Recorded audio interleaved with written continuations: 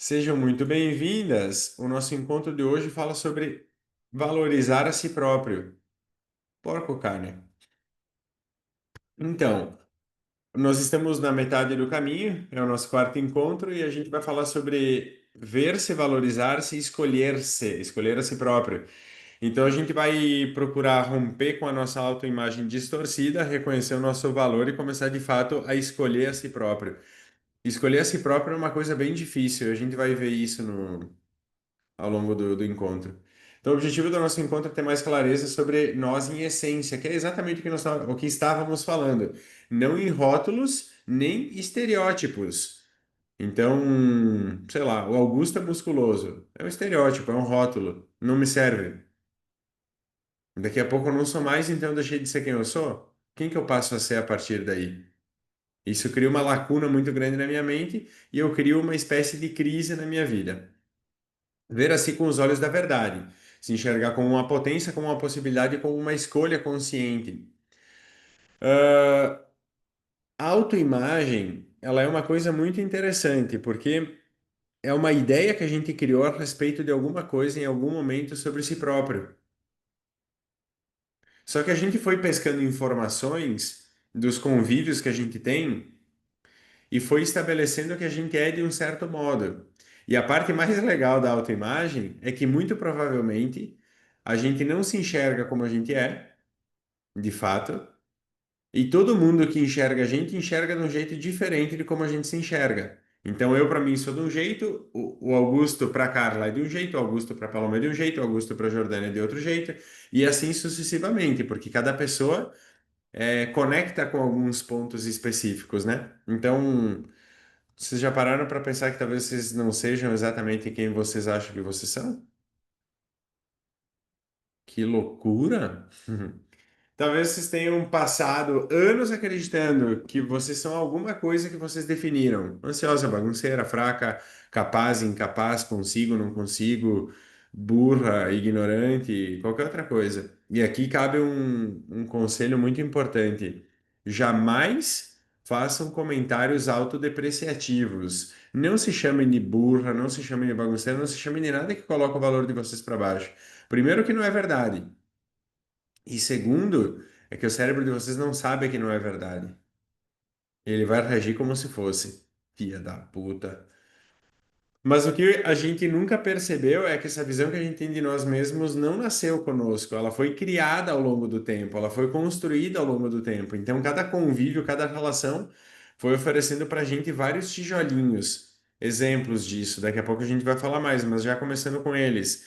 Sei lá, minha mãe sempre foi uma pessoa que deu conta de tudo, se exigiu demais. Aí ela criou um filho que quer dar conta de tudo e que se cobra demais. Por quê? Porque ela me explicou que era assim que a vida funcionava? Não, ela não falou em nenhum momento que era assim que a vida funcionava. Ela me mostrou isso. E como a referência segura que eu tinha na infância era minha mãe e meu pai, eu adotei esses comportamentos como base para minha conduta na vida adulta. Eu fui repetindo isso porque era o jeito que eu conhecia como viver. Quando eu percebo que isso começa a me trazer problemas em algum nível, eu preciso começar a reavaliar a minha maneira de ser.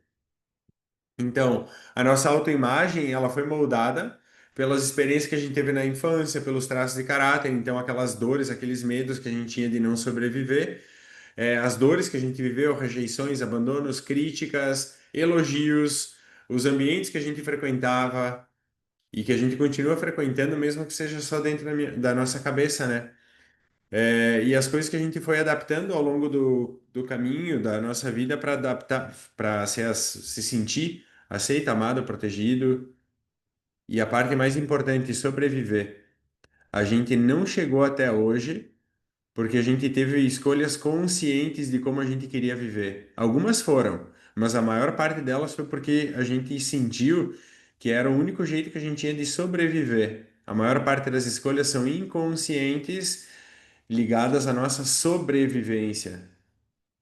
Quando a gente está falando sobre viver sem se sobre antes, é quando a gente está falando das escolhas conscientes. Por exemplo, eu vou começar a cuidar um pouco mais da minha alimentação, porque eu acho que isso vai melhorar o meu sono e dormindo melhor eu fico mais atento, mais disposto, mais produtivo. Ou seja, eu estou falando de viver, eu estou falando de colocar valor naquilo que eu faço. Mas a maior parte das coisas que definiram que a gente chegou aqui hoje foi porque a gente estava pensando em sobrevivência apenas. Então, aquilo que a gente acredita que é a nossa verdade é muitas vezes apenas um reflexo das estratégias que a gente precisou criar para não sentir dor. Então, sei lá, meu pai me olhava de um jeito meio estranho, eu comecei a me comportar um pouco diferente porque eu não gostava daquele olhar. Minha mãe me ameaçava, ela tinha uma Vime atrás do fogão a lenha que ficava bem sequinha por causa do fogão. E aí eu ia lá e quebrava a Vime para ela não me bater com ela, e ela me batia duas vezes. Uma porque eu quebrei a Vime e outra porque eu tinha aprontado alguma coisa, né? E aí piorava o cenário. E aí eu começava a mudar os comportamentos para não sentir essa dor. E assim a gente vai fazendo ao longo de toda a infância, praticamente. E a Carla entende isso bem melhor que eu, inclusive. A grande armadilha da mente é essa: a gente olha para si não com os olhos da verdade, mas com os olhos dessa construção que a gente foi fazendo e das dores que a gente não deu conta de curar. Porque tu olha para uma dor que tu sentiu e tu diz assim, consegui passar dela, quer dizer que tu sobreviveu, ou seja, tu não precisa voltar para ela, em tese. Se tá resolvido, eu vou seguir, eu não vou ficar voltando para onde me machucou, não faz sentido. Só que quando a dor ela foi registrada na nossa psique, na nossa mente, ela não fica registrada como um ponto em que eu superei e tá tudo resolvido. Na grande maioria das vezes, as dores que eu vivi lá na minha infância, elas ficam registradas como um pequeno abismo. Então, imagine uma linha reta como se fosse a estrada da vida. Quando eu cheguei num ponto que me provocou um dano, criou uma falha nessa estrada. Se eu vou tentando andar na mesma estrada, ela não é mais uma linha reta, ela é um buraco. Até que chega num ponto da vida que o buraco é imenso para dar volta nisso aqui. E muitas vezes, quando eu chego perto dessa dor, ao invés de dar conta de pular por cima desse buraco e seguir, esse buraco é tão grande e tão assustador que eu volto. Aí, quando eu olho para algumas mudanças que eu quero fazer na minha vida, eu não dou conta. Porque parece que eu não consigo conversar com aquela pessoa, eu não consigo definir com clareza aquilo que eu quero, eu não consigo, sei lá, olhar para a minha vida com os olhos das possibilidades. Parece que eu olho para alguns aspectos da vida sempre com o peso das coisas que eu não posso, ou das dores que eu senti lá no passado, sei lá, casos pessoais, né? A minha família, quando eu tinha lá por 5, 6, 7 anos, passou por muita dificuldade. Meu pai teve um problema de saúde sério e ele era o homem da casa, ou seja, ele que trabalhava, ele não pôde mais trabalhar. Ou seja, não tinha mais quem botasse dinheiro e comida dentro de casa. E por um tempo foi assim. Então, esse momento de insegurança, ele gera movimentos na minha mãe, que já sabia como atuar na vida, mas em mim e no meu irmão, a gente se olhava e se perguntava, tipo assim, e aí? Não se perguntava falando, mas os dois se perguntavam com os olhos. Fizemos o que agora? Sem entender nada, sem entender direito o que está acontecendo, e aí tu cria um buraco, essa dor aí. Então, sempre quando chega perto dessas situações de necessidade, a gente se assusta. Diz, opa, eu conheço essa sensação da falta, a sensação do medo, a sensação de ficar sem, a sensação de não ter possibilidade. Então, como eu conheço isso, eu já fico assustado, fico em alerta. Então, uma pessoa que tem uma vida um pouco mais difícil, ela está em alerta o tempo inteiro. Aí a pessoa ela não está vivendo, ela está sobrevivendo. Os efeitos de uma autoimagem distorcida. Aqui são algumas possibilidades, tá? Mas abrangem muitas coisas. Quando a gente não percebe que a gente tem uma autoimagem distorcida, a gente vive como se aquilo que a gente está vivendo fosse de fato o nosso medo, a nossa fuga, a nossa ansiedade, rigidez, procrastinação, necessidade de agradar, autossabotagem. Isso gera uma vida onde a gente não consegue se escolher, porque parece que sempre que eu olho para mim, eu fico devendo alguma coisa, ou para a vida ou para alguém. Eu não estou fazendo o que é certo, ou eu estou sendo egoísta. Isso é muito comum. A gente cresceu num meio aqui que olha para a vida criando um engano entre duas palavras, que são ambição e ganância. Quando muitas, quando as pessoas elas estão olhando para as possibilidades da vida melhorar e crescerem, que são ambições, elas acham que elas estão ficando gananciosas e elas se sentem mal culpadas, pecando. Então, a gente acaba se deixando em último lugar e a gente, quando a gente se anula, ou onde a gente se anula, a gente se retrai, se ajusta, se diminui, se compara, se esconde, se cobra e se sobrecarrega. Ou seja, eu crio um ciclo vicioso de comportamentos que eles vão trazendo problema em todas as áreas da vida, no relacionamento, no trabalho, nas escolhas pessoais que eu faço para tentar me resolver, porque eu não consigo me sentir pleno, eu não consigo me sentir merecedor e digno da vida que eu posso viver. Então volta para aquela sensação de tipo, putz, parece que eu estou devendo alguma coisa, então eu me sobrecarrego para pagar uma dívida que eu não sei exatamente o que que é. Isso não acontece porque a gente é fraco, incapaz, quebrado, mas sim porque a gente está olhando para aquilo que aconteceu lá no passado. Eu não consegui me desvincular daquela imagem. E aquilo que a gente traz dentro de nós como uma verdade, por exemplo, pegar o caso da Carla ser prof e se sentir muito professora, isso faz parte da tua verdade. O fato de tu te sentir professora pode ter sido ajudado a ser construído ao longo da tua infância, desses períodos iniciais, em que a gente tem muitas coisas boas, mas também tem coisas que são pesadas e ficam para toda a vida. Mas talvez tu traga isso de outro campo energético, digamos assim. Tu traz isso contigo de algum modo. E essa é uma parte da tua verdade. Só que quando eu fico apegado ao meu passado, para as coisas que eu vivi que foram difíceis, me parece que eu tenho uma corrente me segurando lá atrás. E aí, quando eu vou dar o próximo passo, tem uma coisa me dizendo assim: não, tu não vai dar conta. Porque lá no passado, tu viveu isso e aquilo, e não sei o quê. Ou seja, eu estou fazendo um drama. Eu estou construindo uma dramatização em cima da minha história. E a minha história foi minha história, ponto. Não tem.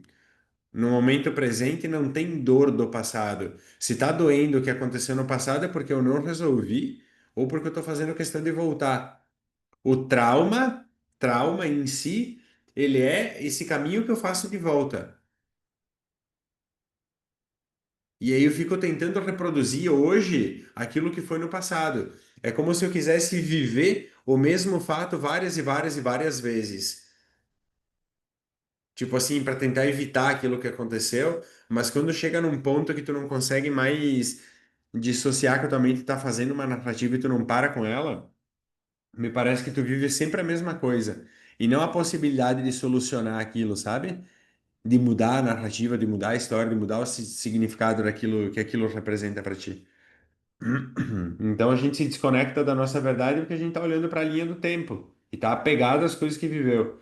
E geralmente a gente não se apega às coisas boas que viveu, tá? A gente se apega às difíceis, às ruins, às pesadas, às desconfortáveis.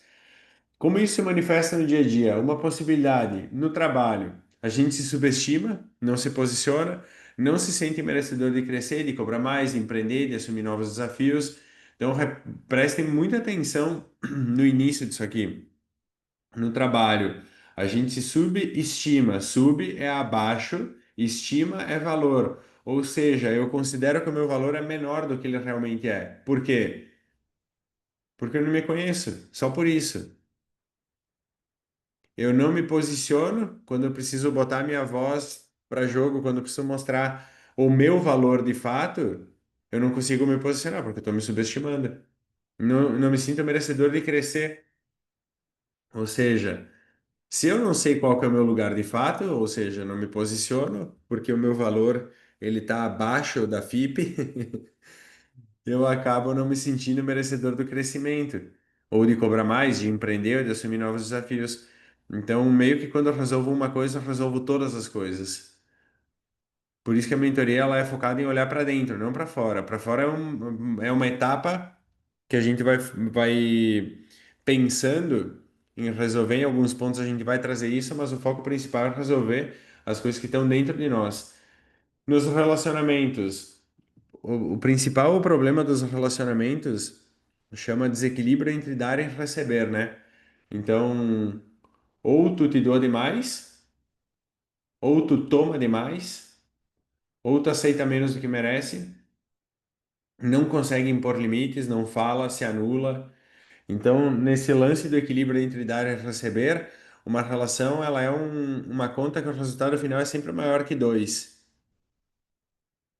Então tem duas partes, mas o que uma parte traz do que a outra parte traz, melhora o resultado para os dois. Então uma relação ela é sempre uma soma. Tu vai te sentir melhor do que tu é sozinha. Esse é o foco da relação. Não faz sentido uma relação tirar de ti ou tirar do outro. Faz sentido uma complementação. Eu sou bom em algumas coisas, a Manu não é tão boa em algumas coisas, ela é ótima em algumas coisas, eu não sou tão bom nessas coisas, e isso serve como um complemento um na vida do outro. Na relação consigo, vivem autocobrança, culpa, sensação de insuficiência. Pessoas que têm bastante traço rígido e dor lombar, autocobrança desequilibrada. Acho que não é bom bastante, não é disciplinado o suficiente, não é inteligente o suficiente, não é bonito o suficiente. Pessoas de traço de caráter rígido geralmente entram nessa narrativa aqui. Por quê? Pela busca incessante pela perfeição. Nunca tem fim. Então, a ideia de como é que a gente desfaz isso aqui é construindo a narrativa contrária. Se eu percebo que eu estou buscando a perfeição, eu digo, não, eu estou buscando aquilo que é bom o suficiente para hoje. Se eu acho que eu não sou disciplinado o suficiente, eu olho para minha rotina e digo, aquilo que eu dou conta hoje é isso. Se eu não me sinto inteligente o suficiente, vai conversar com alguém mais burro que tu. Não, se eu acho que eu não sou inteligente o suficiente, eu me dedico a estudar um pouco mais. Eu me dedico a aprofundar um pouco mais algum assunto que eu acho interessante, para começar a sentir que isso faz sentido dentro de mim. Se eu não sou bonito o suficiente, aí fudeu. Não. O lance do ser bonito, eu tenho uma coisa para mim que eu acho muito interessante, que é lógico que a gente olha para uma pessoa e tu considera a aparência da pessoa, mas é muito bom conversar com a pessoa e comprovar o quanto ela é bonita. De ver que a conversa da pessoa tem valor, que a pessoa fala coisas inteligentes, que a pessoa raciocina por si própria, que ela não precisa da opinião do outro para validar a própria opinião, para preencher um espaço vazio que seria a própria opinião. Então a questão da bonita o suficiente, às vezes a pessoa está acorda num dia meia boca, se sentindo meia boca, ela pode usar outros critérios, tipo assim, como é que eu me visto que me faça me sentir bem nesse dia? O que que melhora a minha percepção da minha imagem? Eu preciso saber essas coisas. O que que me faz eu me sentir bonito, atraente? O que que me faz eu me sentir bem comigo? Então, quando eu sei essas coisas, eu posso tomar medidas todos os dias para resolver isso, sem me deixar perder o controle, entendeu? Na vida, procrastine os próprios sonhos. E aí, uma pergunta muito boa para esse momento. Vocês têm sonhos definidos para vocês? Não precisa responder, precisa pensar. É bem importante ter sonhos definidos, coisas que quer conquistar, lugares que quer conhecer, experiências que quer viver, sei lá, ter filhos, trocar de carro, comprar uma casa, várias coisas. Tem que ter sonhos. Tem que ter sonhos no sentido assim, que a vida sem sonhos, ela perde o tesão, né? E aí tu fica tipo, ah, que saco que tá levantar hoje. Deixa eu ligar o soneca umas 20 vezes. Porque eu não me sinto motivado para sair da onde eu tô, porque não tem uma coisa que tá me chamando muita atenção lá na frente. Então, se não tem uma coisa que tá brilhando muito o meu olho, a minha vontade diminui. E vontade é uma coisa muito foda. Eu lembro muito de um podcast que eu tava escutando do Caio Carneiro e ele tava entrevistando, conversando com a Cristina Junqueira, que foi uma das pessoas que criou o Nubank. E aí ela diz assim, numa fala muito sábia dela, ela fala assim, hoje em dia, né, tu contrata uma pessoa e tu consegue ensinar de tudo para ela. Tudo que é técnico, tudo que é função, tu consegue ensinar para uma pessoa, é muito fácil. Tu tem muito recurso de estudo, é tipo, não, é impossível a pessoa não aprender. Agora tu não consegue ensinar a pessoa a ter vontade. Ter vontade é uma coisa que vem de dentro, ou seja, se tu não tem um lugar que tu queira chegar, que é um sonho teu, meio que fica morno demais, sabe? E morno demais não agrada pro café, não agrada pro chimarrão, não agrada pro chá. não agrada se tá calor, fica meio chato. E aí a gente vive uma paralisação entre aquilo que aquilo que a gente deseja ser e aquilo que a gente acha que pode ser. Então talvez lá no fundo a gente saiba que pode ser mais, mas fica numa situação de tipo, bah, cara, eu não sei se eu dou conta disso aí. E de onde vem essa distorção toda? Um ponto dos traços de caráter, então, no desenvolvimento, na mielinização do nosso sistema, pequenos trauminhas, pequenas marcas que foram sendo geradas ao longo do nosso desenvolvimento, as experiências emocionais que a gente viveu na infância, então está muito ligado ao desenvolvimento dos traços, e das crenças instaladas na primeira infância, quando a gente não tinha filtro racional. E isso é um ponto muito importante. Por exemplo, quem convive com crianças pequenas, a criança pequena não tem esse filtro racional de entender a realidade como a gente interpreta hoje, na vida adulta. E a parte mais foda disso aqui é que eu conheço. Olha o mime. Eu conheço muita gente adulta que ainda não desenvolveu um filtro racional maduro para lidar com as coisas. E isso é muito preocupante, porque numa criança é esperado, a criança não tem cognição para julgar a realidade e definir o que fazer e o que não fazer. Ela precisa ser orientada, a criança não sabe que não comer vegetais é ruim e comer só açúcar é ruim. Ela define que o que é bom para ela é o que é gostoso, mas ela precisa ser instruída como as coisas têm que ser. Na vida adulta, quem faz essa instrução é a própria pessoa. Ou seja, se tu não tem um filtro racional bem fundamentado e um contato com a realidade que é muito justo, tu vai viver igual uma criança adulta. Eu conheço várias pessoas que são assim. Tu conversa com a pessoa, tu não tira 5 minutos de proveito da vida da pessoa. Porque o filtro racional dela é muito limitado. A margem de experimentação dela da vida é muito limitada. E ela não consegue conversar, ela não consegue assumir as responsabilidades, ela não consegue se posicionar, porque dentro da cabeça dela, ela ainda está esperando que alguém faça as coisas para ela. Porque ela ainda acredita e pode ser uma crença instalada desde a infância, mas ela ainda acredita nessa vida da criança, que ela é atendida o tempo todo, que alguém deve cuidar dela, alguém deve trazer comida, alguém deve passar roupa, lavar roupa. Adultos de 30, 40 anos. Enfim, das narrativas que a gente vai ouvindo e internalizando. Então, tu é assim, tu é difícil, tu é fraca, tu não consegue, tu é isso, tu é aquilo, isso não é pra ti. E a gente vai tomando essas coisas como verdades absolutas. Então, principalmente das frases que a gente ouve das pessoas muito próximas, que têm um valor alto para nós. Adivinha quem?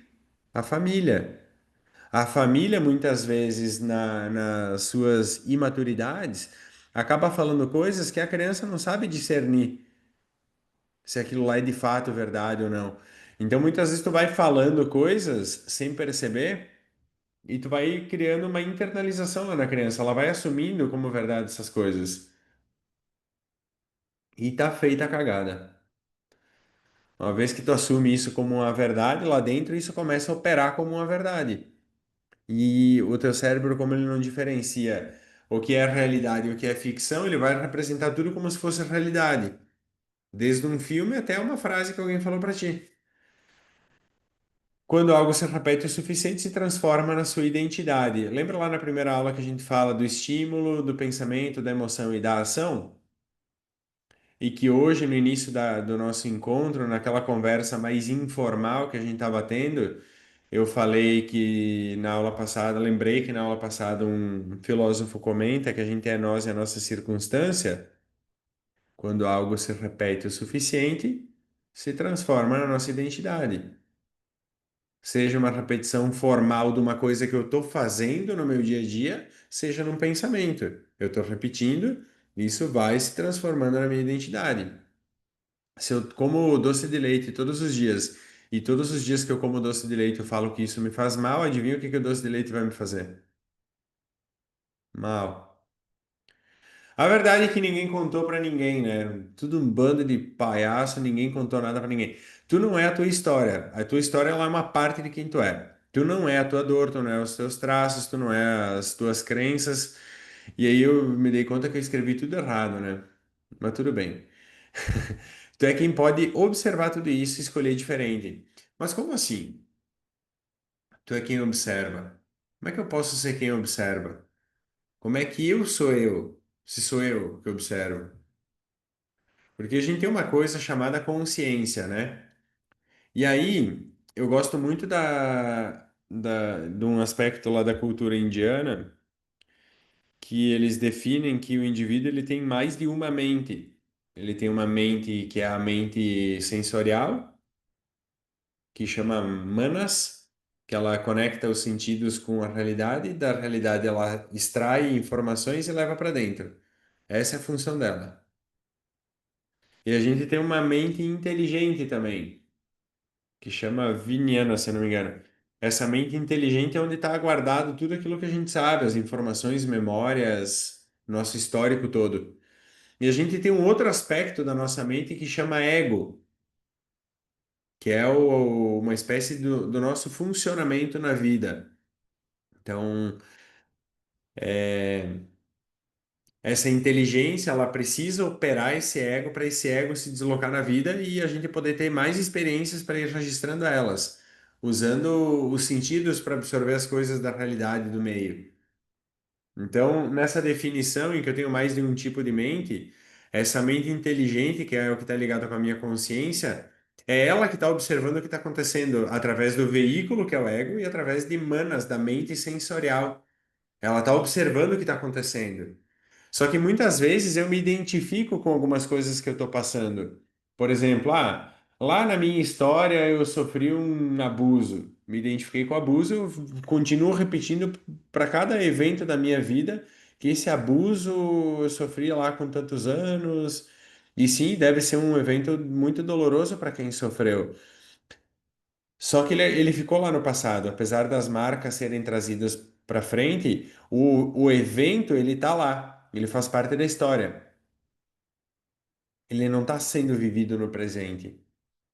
Uma dor que eu sinto nesse momento, ela não tem a capacidade de me definir. Sou eu que escolho pegar essa dor, construir uma história a respeito dessa dor, que vai dizer que eu sou essa dor, porque eu estou apegado a isso. Os meus traços, eles fazem parte de quem eu sou, mas eles não definem tudo o que eu sou. Eles definem o meu funcionamento. As minhas crenças, elas dizem que eu acredito em determinada coisa e não acredito em outra coisa. Mas muitas vezes eu fico apegado a alguma crença em específico que está em alta, ou fora ou dentro de mim, e eu vivo como se eu fosse isso que eu acredito. E aí, esse apego que eu gero por essas coisas acaba trazendo muito sofrimento. Então, eu preciso me reposicionar na vida e entender que eu sou o observador de todas essas coisas. E a partir do momento que eu disser assim, beleza, sofri uma coisa muito triste, muito pesada lá no passado, mas isso ficou no passado. Eu não posso ficar vivendo todos os dias a mesma história ruim. Ah, eu tô sentindo dor, beleza, vida que segue. Se a dor passar, perfeito, se ela não passar. Vou lidar com o que tem que lidar. Os meus traços, eles me ajudam a funcionar de um tal jeito, mas não de outro jeito, mas tudo bem. Do jeito que eu funciono, eu vou escolhendo viver. Ah, eu acredito numa coisa que faz muito sentido para mim, tá ok, eu não vou tentar convencer ninguém disso. Serve para mim essa crença. E aqui começa a possibilidade da gente transformar tudo isso que a gente falou até agora, que tem nos trazido dificuldades da gente se perceber e se escolher. Então, a primeira coisa, eu preciso olhar para mim não com os olhos da crítica, do julgamento ou da dor. E isso é muito, muito bonitinho. Por quê? Porque se eu estou olhando para mim através desse olhar de crítica e do julgamento, principalmente, eu estou sempre caindo naquilo que eu chamo de autodepreciação.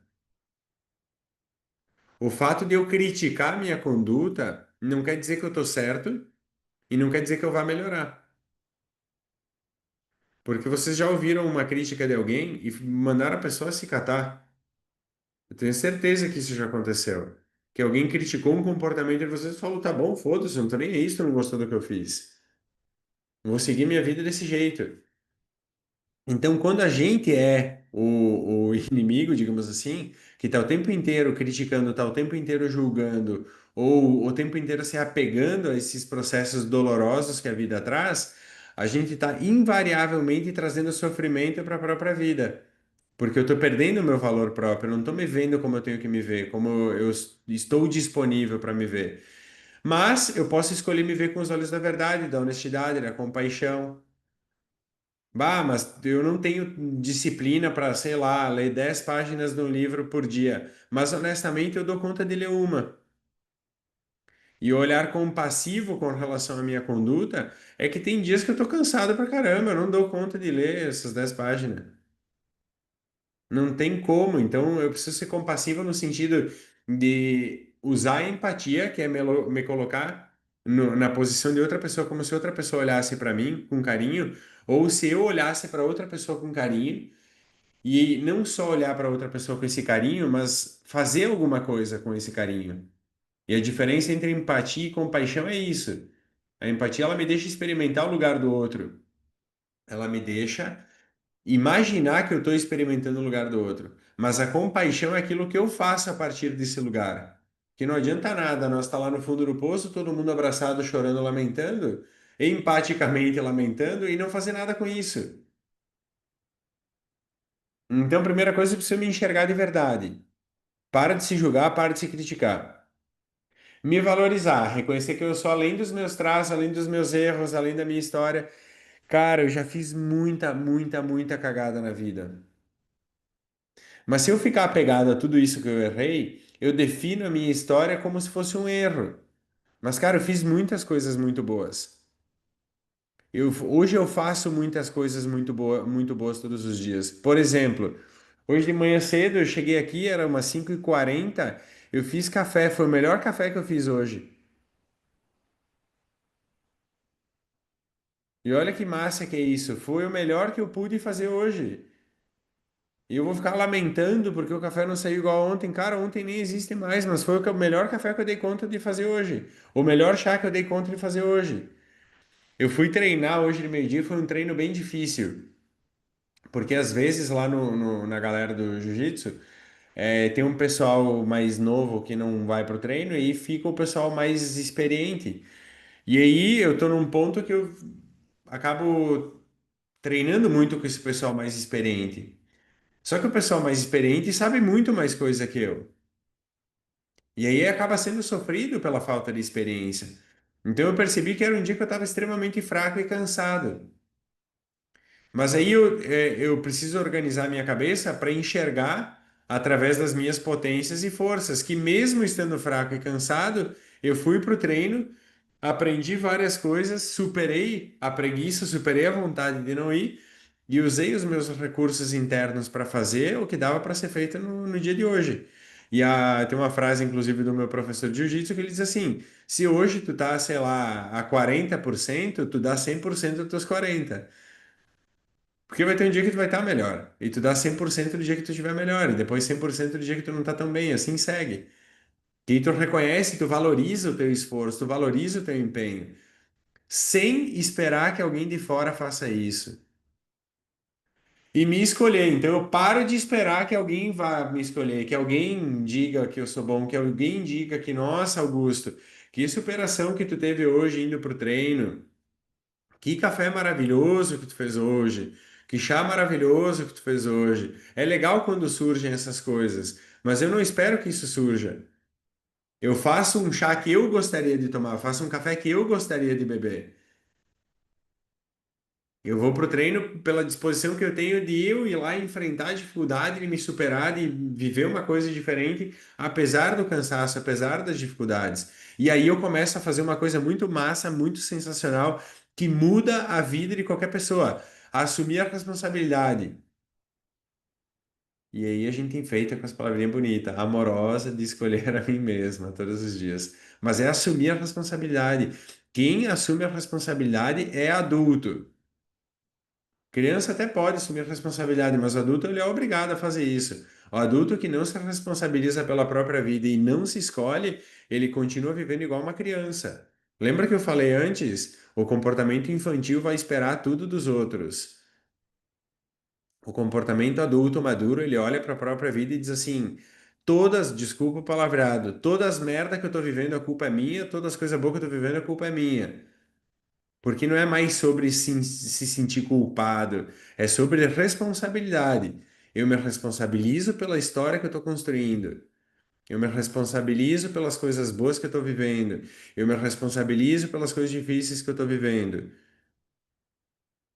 Para algumas pessoas isso pode ser extremamente pesado, para outras dá um alívio imenso. Vejam como é que soa para vocês isso aí.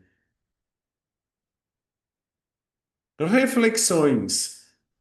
As perguntas que a gente faz para nossa cabeça ficar trabalhando, né? Não deixar ela com certezas, sempre com duvidazinhas de fundo. Quando eu olho para mim hoje, eu estou olhando com os olhos da minha dor ou da minha verdade? Das minhas dores ou da minha verdade? Quais histórias eu conto para mim sobre quem eu sou? O que que eu me obrigo a acreditar sobre quem eu sou? De onde essas histórias vieram? Quem que definiu que eu sou um professor? Quem que definiu que eu sou empreendedor? Quem que definiu que eu sou administrador? Fui eu mesmo que me descobri nesses papéis ou alguém disse que eu era bom fazendo isso? Fui lá e fui fazendo, fui fazendo, fui fazendo, fui me identificando com esses papéis. Que talvez eu seja um baita surfista vivendo num lugar errado. Pouco provável. O que eu escolho acreditar sobre mim a partir de agora? Quais são as minhas potências, qualidades, forças e recursos que eu não olho, mas que estão aqui, prontos para serem reconhecidos? Essa pergunta aqui dá para fazer uma aula inteira só disso aqui. Só refletindo sobre coisas que eu tenho que são muito boas em mim e que eu deixo de lado. Ou porque eu tenho medo que as pessoas me julguem, ou porque eu acho que não é grande coisa. Já saio me julgando, né? Eu me julgando. O que que muda na minha vida se eu começar de verdade a me escolher?